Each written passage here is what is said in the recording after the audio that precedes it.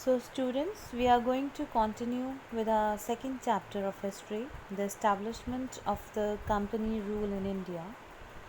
In the previous lecture, we are done mercantilism. We did this in detail, mercantilism, and about the East India Company.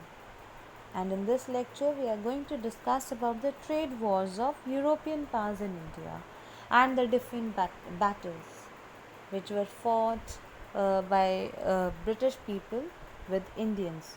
So, to establish their rule in India, we are going to discuss that everything in detail. So, let us begin. India had trade relations with Europe since very early times. Since very early times, India had good trade relationships with Europe, and this trade was carried on via Central Asia and Mediterranean. So this was the route through which the trade was carried on with Europeans. However, the rise of the Turks and the Islamic conquest of Constantinople. What was this Constantinople? Was the capital city of the Roman Empire, which today is known as Istanbul. Istanbul is the capital of Turkey. So earlier it was known as Constantinople. After the Islamic conquest, the name was changed to Istanbul. So after their conquest in the Mediterranean region in 1453 led to the closure of these routes for the Europeans to come in India. So these routes were closed permanently.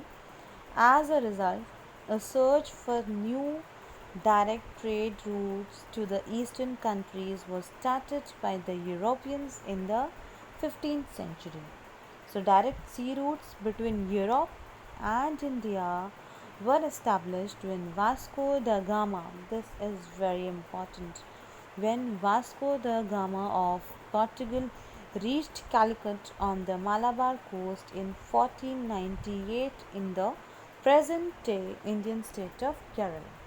So, when Vasco da Gama of Portugal reached Calicut on the Malabar coast in 1498, in the present day Indian state of Kerala, the direct sea routes between Europe and India were established then. The Portuguese in India, we will discuss. The Portuguese in India. Vasco da Gama managed to secure a letter of concession for trading rights. He managed to get a letter of concession for trading rights from Zemarin. Who was Zemarin? He was Calicut's local ruler. So Vasco da Gama managed to secure a letter of concession for trading rights from Zemarin.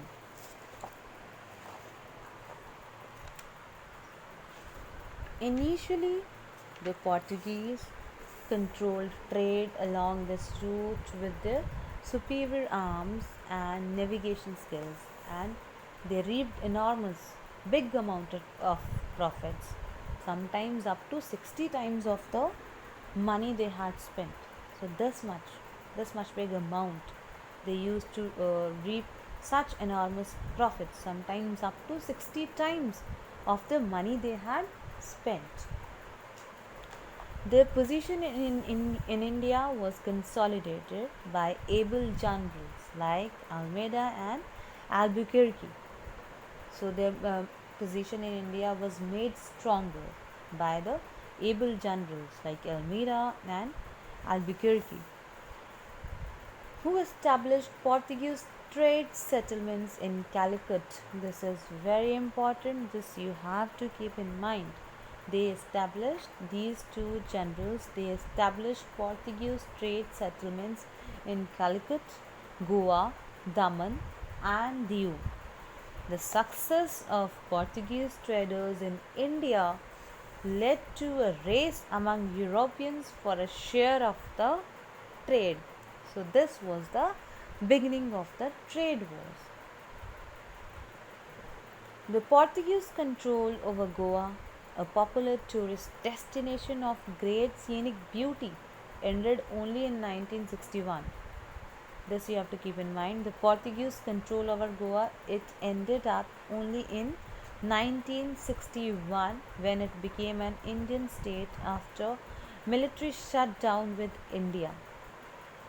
After the disputes were settled regarding the control over Goa, this Portuguese control over Goa, which was a popular tourist destination, it ended in 1961. The Dutch East India Company. So after this company, after the Portuguese, this Dutch East India Company was established in India. From 1660 onwards, the advent of this Dutch East India Company confined the Portuguese to these areas on the western coast.